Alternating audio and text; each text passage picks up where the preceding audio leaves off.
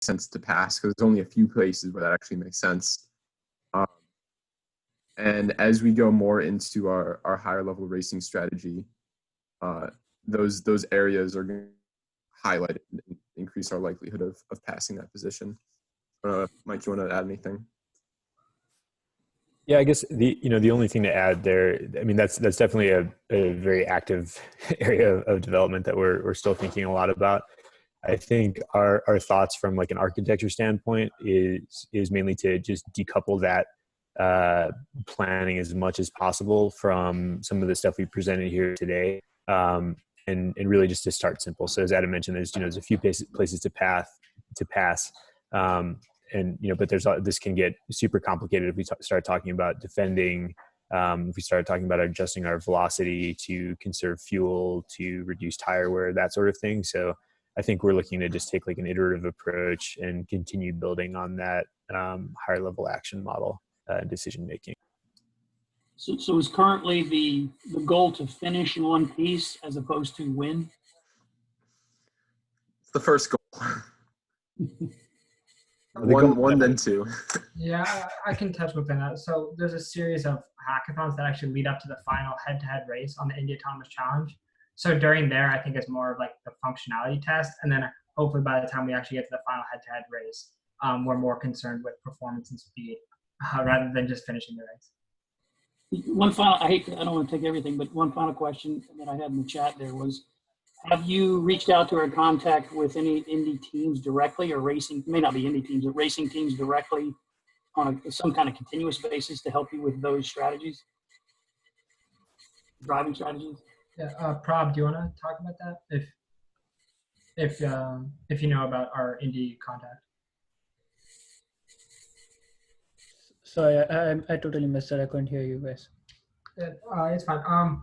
Actually, at the start of the summer, we were fortunate enough to have Indy Lights driver speak with our team and give us some kind of, just give us his, his perspective on driving the Indy Lights vehicle, and what he's learned, what his takeaways are. And so I think we're going to be communicating with him very closely when it comes to the testing portion and when it comes to race strategy. Thanks, guys. Sorry, awesome. Thanks, David. Thanks, David, for all the questions. Thanks, team, for answering them. Anybody else has any pressing questions do you want to take?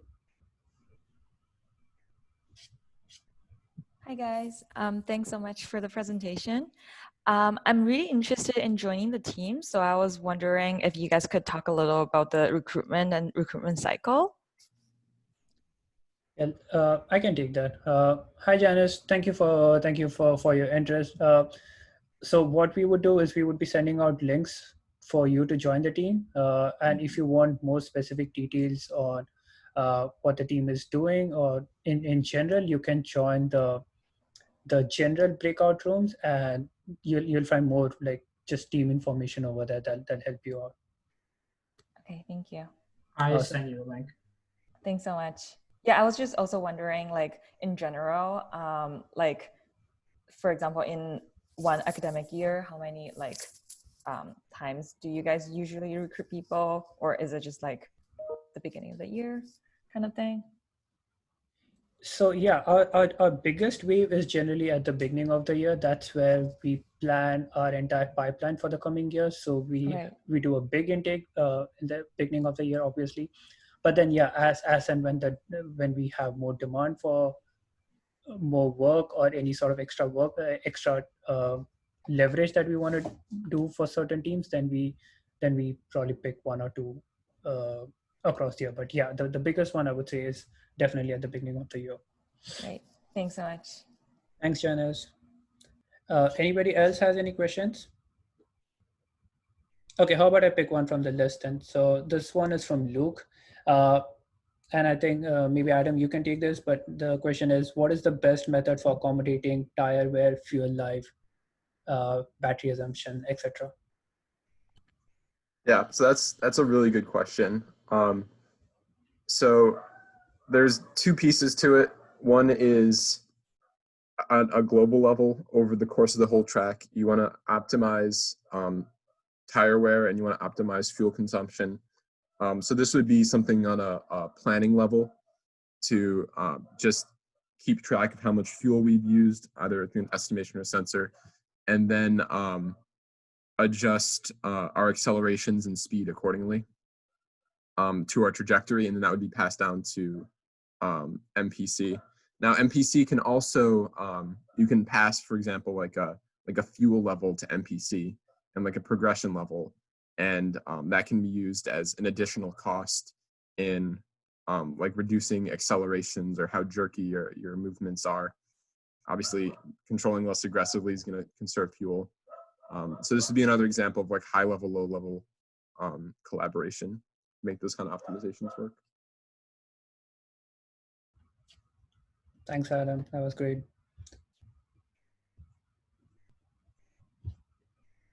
Any questions from everyone? Anyone? Awesome. So how about we take one from the backlog? Ronak had let's do one from VR Ready who's here and who had asked the question before. I know everything is sort of built on ROS platform, but do you want to take just speak about what all platforms are we leveraging for the competition?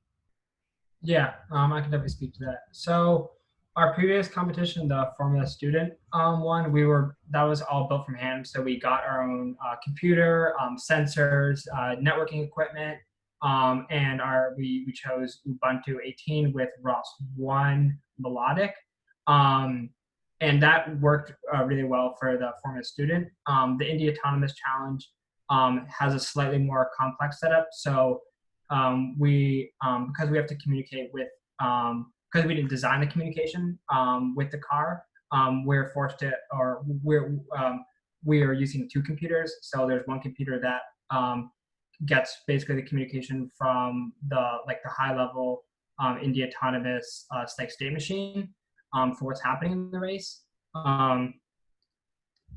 And then the other computer is like where we'll put our code. So that is currently going to be running Ubuntu 20 Focal Fossil with ROS 2. With ROS 2. I forget exactly what version of ROS 2. Foxy.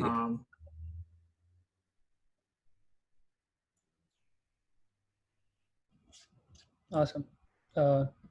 Thanks, Arjun. Again, I know a couple of them joined to the chat, to the breakout room just now. So if you have any questions, please go ahead and ask. And also, you're free to join other breakout rooms if you're interested. So you can hop into other teams if you want to sort of take a look at what's going on over there as well.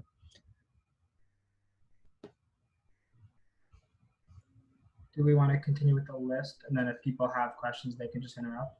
Yeah. Okay. So yeah, again, guys, if you have any questions, just go ahead. So let me ask this question. This has been asked in one form or the other. How are we tackling the adversarial strategy for this race in terms of, with it being different from traditional automotive racing where multi-agent model wasn't involved? So you guys want to take that? Adam, do you want to take it, and then I can talk about the multi-agent model component? Sure. So in terms of development, we haven't done too much on this front. Autonomous racing being so difficult in general in our experience in the past says if we can actually drive safely at 180 miles per hour and finish the race, we'll be in a pretty good position. So that's the first and foremost issue. But we have talked with other people and their research into this adversarial kind of game theory component to it. And there's a couple papers, for example, as Arjun previously mentioned, predicting how others will react to your movements. So our IndyCar told us a story about how he once knew a driver on the track that didn't have a lot of funding, so he would drive really aggressively next to him, knowing that he couldn't take the chance of crashing the car and end up winning the race because of that, or doing better, passing him or something. so having that reaction to, like, knowing the other models' reactions to us will allow us to like quickly optimize in some kind of equilibrium where we can pull ahead. And there is also some research, as mentioned, on reinforcement learning in terms of behavior, which I think is exciting, but I don't think we'll have enough data to be able to test that before we get on the track. Yeah, good job explaining it. And with regards to the agent model for this, you can also kind of, we can have a parameter for how aggressive the other drivers are. So if we want to do some kind of learned behavior based on other road agents' behavior, we can say, these teams' controllers are really aggressive, whereas this team is not as aggressive. And then we can use that to factor into their future states for the agent model. So we can kind of plan a little more greedily if they're less aggressive, or try to plan more on the cautious side if we find that they're really aggressive confidence. Awesome, thanks, team. So yeah, officially we are sort of like time's up. But if you have any questions, feel free to ask them, or maybe let's take one more question, I guess. I have a more general question, but I'm also an LGO student, so I was curious, Mike, how you balance, dual degree and the workload with MIT Driverless. Yeah, that's a fair question. Absolutely happy to chat with you more about it offline. It's a lot. I mean, but it just comes down to priorities. So I want to spend more time on driverless this year than I was able to last year. So I've cut a couple other things out of my schedule to make time, because it's awesome and it's an incredible opportunity. But yeah, it's just pure priorities. So, but we should chat more in depth, I think, is probably the the full answer. Yeah, no, I appreciate your answer. Awesome, thanks. Okay, how about we take one last question? We're sort of time's up anyways. So yeah, this is an interesting question, I know, because we had some discussion on it, so I don't think we are planning on doing this. So given the slowness of path planning, do we have any ideas of using deep learning, or maybe doing an imitation of learning on data outputted by existing path planner? Yeah, so I think what hertz does our path planner run at, Mike? Right now, 20 hertz, so 50 milliseconds. 20 hertz, and I think we're planning. I wouldn't say 3 that's seconds. slow. Yeah, it's not that slow. We plan 3 seconds ahead, right? Yeah, at least. Yeah, so I think that gives us pretty good leeway, but also getting back to like the publisher rate of controls is we plan on, I think, interpolating between the different velocity and steering angle commands, so that we can have like a higher resolution of control as opposed to like publishing controls at the same rate of planning. Awesome, thanks guys. How about we take one last one, because I know this is kind of interesting. So in terms of, and I know this may be sort of borderline perception, but feel free to answer this. So in terms of traditional autonomous driving, we predict pedestrian and trajectories over using machine learning. How are we doing this over like the racing for a significant period of time? Are we just looking at velocity data, or are we considering other data to make decisions? Yeah, so I think the biggest consideration is that like we have to use the assumptions that we can gain from knowing that we're all going to be racing on the same track with the same vehicle model. So everyone will have the same optimal race line. So you kind of know where they're aiming to be. It's really just like their local planning that you want to figure out, which can be much more easily which can be pretty easily derived from their estimated velocity and pose. But still there is, we're still looking into some papers now. They actually use machine learning for trajectory prediction. But those papers focus more on for kind of urban driving settings, not as much in race settings. So I think it's going to be a balance of how many assumptions can we make about their path versus how much do we need to estimate from hand. Hey, this is David again, if I can slip in a final question. By the way, I work for Aptiv, and though I'm not in our autonomous section, I do see some of the efforts we're doing out in Vegas and what have you to work on that. And I know we're a sponsor as well, but with regards to perception and also planning, since you're on a defined area of a track, are you in any way optimizing those algorithms for example, to remove pedestrian detection and avoidance? Because in theory, that's not going to be a problem, and focus more on vehicles and track edges and so forth. I can take it from the perception side, if that's okay, Arj. So Yeah, perception-wise, these models, the way they work is classification models in general, they have kind of a vector of probability for each class. So index 0 in the vector means this is like ground, and index 1 is it's another car, and so on. So it's fairly trivial to just go into the data set and only train the model on cars and ground. Also, once we get a more directly related data set from the exact sensors on the car, because sensor placement also matters sometimes for models. We can also do data augmentation to kind of shuffle the data around and get more examples of cars that weren't actually there. We'll be able to kind of remove stuff from the data set, but also kind of add it back through data augmentation. So it's fairly trivial to just not tell the model not to worry about pedestrians and so on. Yeah, and for the planning and control portion of that, if perception says that we don't need to worry about object, then we just don't create an agent model for it. So it doesn't really, that problem, if it were to occur, doesn't really leak into planning controls at all. Also, my experience with agent models is like different things behave quite differently. So if we had to worry about pedestrians, we wouldn't use model predictive control for pedestrians. Or so it's more like we're not in the planning side, we're not removing agent models, but like we're just not adding the ones that we're not going to use, and like because we have to develop these models from scratch.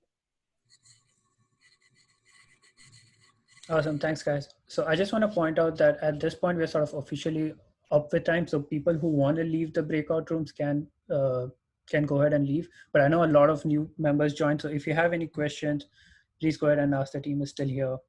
Yeah, I'll hang out for a few more minutes to answer any other questions.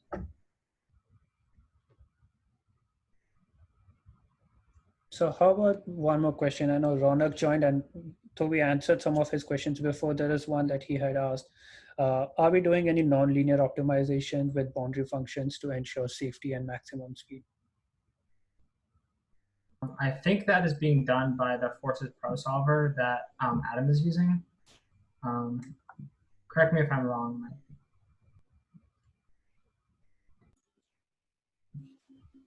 Is Adam not here? Yeah. So yeah, Forces Pro is a nonlinear optimizer. So yeah, that's where that stuff would come in. Yeah. Awesome. Thanks. So yeah, I think the overview is we have the MPC optimizer, and we are the ones that define the functions for the function to minimize and the cost. And yeah, the approach for collision avoidance is to kind of have a constraint. So one approach which has been considered is to have a constraint around the object that you don't want to go inside, and then you can also have a big cost for getting near that object, and that should be sufficient. Got it. Yeah. So my agent model, it uses the Minkowski sum, which you use in like nonlinear control to figure out like the configuration space for an eco vehicle, which is, and then in turn is the drivable space. So once Forces Pro solves or finds the minimum for the inequality from the multi-agent models in the ego vehicle, yeah. Got it. So you mentioned kind of in the controls area doing the potential for doing like reinforcement learning. So I was wondering like what you see, even maybe doing imitation learning on the MPC output information. Like where do you see like the potential for learning to be integrated into the planning and controls? I've seen a few approaches that have used that, but for more, as I mentioned earlier, like general urban settings. I think there is room for that. I think the hard part of that would be like getting a good data set that's like representative of like not just a single path on the track, but like many scenarios. And like how do we, if we choose to tackle that in simulator, well then we're taking the loss on, we don't get the noise that we would in the real world, which then in turn affects other stuff. And if we were to choose to do that in the real world, then we have the cost of the time it would take to get that. So I don't think we have like anything like up next that's like going to be directly addressing that. But I think it'll definitely be a consideration if we decide that our MPC is maybe not running fast enough. Got it. And also from a general standpoint, it's kind of risky giving a model the power to control a very expensive car. So in the controls setting, when we hear reinforcement learning and controls, most of the time that refers to reinforcement learning on the phase diagram or the Bode plot, which is kind of a proxy for, and it's a much simpler and lower dimensional space for actions. You can read that. You can read more about that in MIT's under actuated robotics course if you're interested. Got it. Yeah, and one more question that MIT Driverless sponsor had asked before, and this question again popped up on the chat. So let me ask this, Nick. Maybe you can take this. So the weight distribution and center of mass is obviously crucial in racing. How does the team optimize the design layout of the race car without the mass of the driver? So we do not control the design layout of the racetrack, of the race car. That is designed by an external a team that's non-competing at Clemson University, and their job is kind of to take that Indy Lights chassis and put everything inside. So yeah, definitely the weight balance will be a bit off. You can account for that with adjustments on suspension and on A-arms such as toe and tie and so on. So you can kind of like try to mitigate all those effects. You can also maybe change the camber, and it's still not going to be perfect because the car was designed for a 80 to 100 kilogram person sitting in there, kind of lying down. Well, I hope they're trying to move the heavy stuff like the compute lower on the car. We don't have exact information on that, but I don't think that's going to be important for us. This is like a few percent performance loss. And well, our job is basically, for MPC at least, is to make sure that we have an accurate model of how the car would behave and make sure we know the CG and so on. And hopefully this should be provided by the competition organizers ahead of time so that we can start optimizing for that. But overall, I don't think that's going to be a big concern for performance. Yeah, and we still have time for it. It's evolving, so we're working with them closely. So that sort of finishes the entire pile of the questions that we had from before. One last call, if any of you guys have any more questions for the team. So I just left the last question in the chat if you guys would be willing to answer that. It's just about kind of like, where can I learn some more information about controls and planning at MIT? That's an easy one. Join the team. Okay. Exactly. I was going to say that. So you don't have to have like experience with like these specific topics to join, or? No, I think generally you just need to be a quick learner and be able to Google things. We have a big corpus of like onboarding material and like information, both created by the team and also from academic papers and so on, that you should be able to start catching up over time. And we also have course recommendations. Like, feel free to reach out to me after. I'll send you my email if you want exact course recommendations. Yeah, that would be great. Thanks. Thanks, Ronak. And if you want to, the next sort of joining is coming soon, so you can keep looking at the driverless mit.edu. And yeah, I filled out the application form on the website. So is that the right place to go to for that? Yeah, that's right. Okay. And also our business person would be sending out another list of application for who are interested. Anyways, yeah, we'll reach out to you after this meeting and then you can touch base again. Okay, great. Thank you so much. This was really helpful. I really enjoyed the presentation. So. Thanks, Rana. Thank you. Are you more interested in perception or the planning and control side? So that's a good question, because I would say I have a good deal of experience in perception and learning. Like I have actually even like published in like in that topic, but I'm not at all familiar with traditional like control theory methods. And because I am interested in robotics, I kind of want to fill that gap in my knowledge. So I would be fine to do either. I would probably be more helpful in the perception team, but would probably learn more in the planning and controls group. Yeah, people are always welcome to switch groups. So cool. Awesome. Again, thanks everyone. Thanks team for doing this, and again staying back late as well to take extra questions. And we'll reach out to you guys after this meeting for any sort of touch base that you want to do. All right. Thanks. Bye. Thanks. Have a good day. Have a great weekend. Bye bye. thank you everyone. Thanks for all the questions.